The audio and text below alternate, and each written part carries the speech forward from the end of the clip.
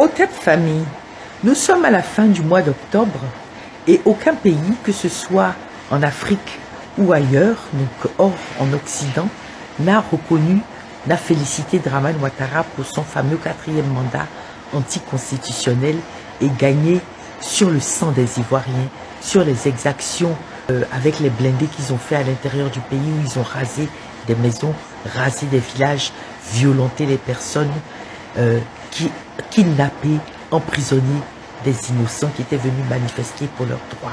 On ne sait pas si un jour il sera jugé ou pas pour toutes les exactions, y compris les 350 000 morts pendant la guerre. Alors évidemment, ils ne savent pas trop comment se positionner. Évidemment, ces gens-là, vous savez comment ils sont. Ils vous, comme Mobutu, ils ont tout fait pour qu'ils fassent des massacres. Et à la fin, ils l'ont laissé mourir tout seul. On lui a même refusé un visa pour aller se soigner dans un hôpital français. Lui, pourtant, qui a tellement enrichi les Français. Aujourd'hui, donc, voici Dramane Ouattara qui dit qu'il est président de la Côte d'Ivoire, mais il n'a pas été reconnu par aucun État. C'est dit qu'il n'est pas président de la Côte d'Ivoire. Il n'est pas président de la Côte d'Ivoire, c'est pourquoi le 8 novembre, que nous soyons PPACI ou pas, nous devons sortir dans la rue pour dire à Dramane, regarde, même la France, qui est ton principal allié là, ne t'a pas félicité, ne t'a pas reconnu comme président. Tu n'es pas le président de la Côte d'Ivoire. Tu n'es pas légitime.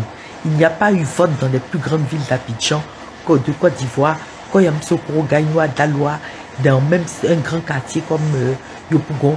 Il y a eu énormément de matériel de vote qui a été saccagé. Ce ne sont pas des élections nationales qu'il y a eu. Ce ne sont pas des élections présidentielles. Tu n'es pas président. Tu n'as pas été félicité. Même par Macron que tu bécotes à la télé, là, il t'a pas félicité. Il n'a pas félicité tes crimes. Parce que te féliciter, ce serait valider tes crimes. Ils t'ont donné les moyens logistiques pour faire tes crimes, mais ils ne t'ont pas reconnu. Tu n'es pas président de la Côte d'Ivoire. Tu ne le seras plus jamais. On va te renverser. Tu comprends? L'opposition va trouver un moyen de s'unir. On va s'unir et on va te renverser. Toi et tous tes copains de la Franc-Afrique, tes Libanais et tout ça, vous allez devoir quitter la Côte d'Ivoire. Depuis des semaines, le silence du monde résonne plus fort que n'importe quelle déclaration. Une élection a eu lieu en Côte d'Ivoire, le président Alassane Ouattara a été proclamé vainqueur avec plus de 89% des voix. Et pourtant, aucune main étrangère ne s'est tendue pour le féliciter. Aucun message de félicitations n'est venu d'Afrique, d'Europe, d'Asie, ni même d'Amérique. Pas un mot, pas une lettre officielle, pas un tweet présidentiel. Le monde entier semble retenir son souffle. Ce silence-là n'est pas neutre. Il est lourd, profond, presque symbolique. Il dit ce que les diplomates ne peuvent pas dire, le doute, la fatigue, la méfiance. Nous, Ivoiriens, nous savons lire les silences. Depuis longtemps, nous avons appris que, derrière les mots de paix, se cachent souvent des complicités inavouées. Mais derrière les silences, parfois, se cache une vérité qu'on ne veut pas assumer. Celle d'une victoire sans légitimité, d'un pouvoir épuisé, d'un système qui ne convainc plus. Ce silence du monde, nous ne devons pas le voir comme une faveur. Il n'est pas une reconnaissance tacite. C'est un signal. Un signal que même les puissances qui ont longtemps soutenu le régime hésitent désormais à s'afficher à ses côtés. Un signal que la Côte d'Ivoire n'est plus ce pion docile du jeu international. Et peut-être aussi, un signal que le vent du changement souffle plus fort que prévu. Car soyons lucides, cette victoire écrasante, arrachée dans un contexte de boycott, de désobéissance civique et de répression, n'a rien d'un triomphe populaire. Elle ressemble davantage à une pièce de théâtre dont le peuple aurait refusé d'être le figurant. Ce peuple, fatigué des promesses trahies, des institutions capturées et de la démocratie confisquée, a choisi le silence comme acte de résistance. Et voilà que le monde, à son tour, lui répond par le silence.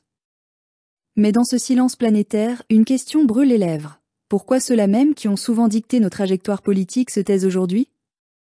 Peut-être parce que, derrière les rideaux des chancelleries, les puissants observent, hésitent, calculent.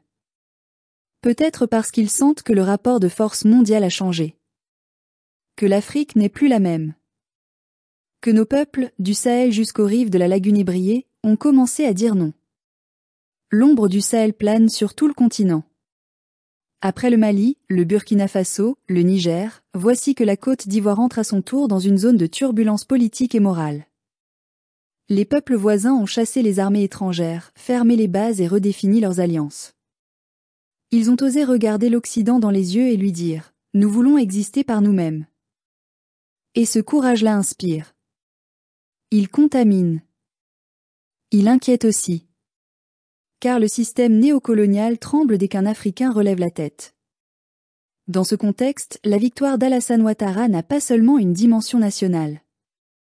Elle s'inscrit dans la bataille géopolitique entre deux mondes, celui du vieux modèle occidental, fait de dépendance et de tutelle, et celui du nouvel ordre émerge porté par le Sud, par les peuples, par les BRICS, par l'idée de souveraineté partagée. En réalité, la Côte d'Ivoire est devenue, malgré elle, un champ de bataille idéologique.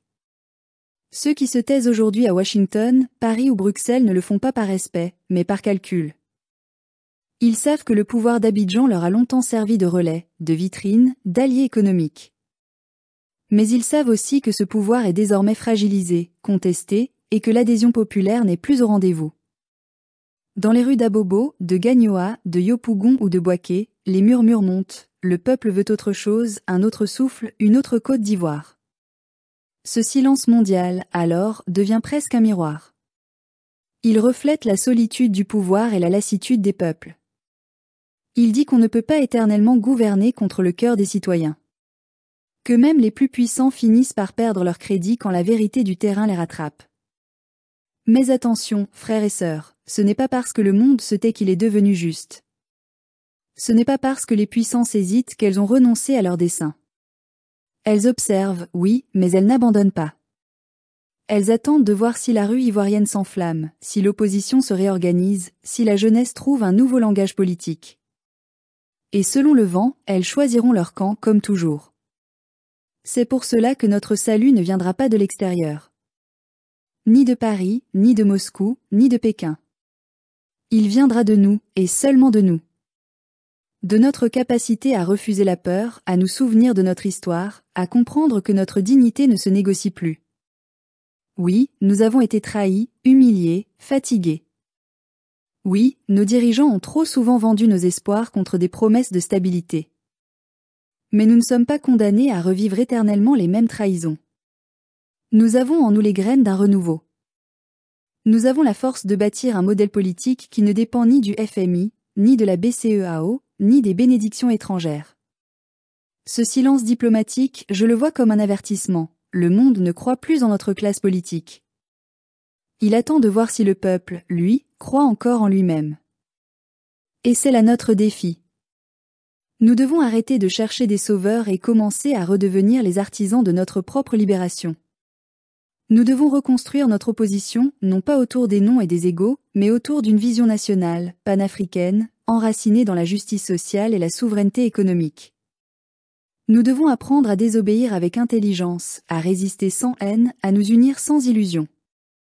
Parce que la vraie victoire n'est pas dans les urnes trafiquées ni dans les félicitations étrangères, elle est dans la conscience d'un peuple qui se relève. Alors, à ceux qui se demandent pourquoi le monde se tait, je réponds, parce qu'il attend de nous une réponse. Pas une réponse diplomatique, mais une réponse historique. Il veut savoir si nous allons enfin écrire notre propre page. Et nous le ferons.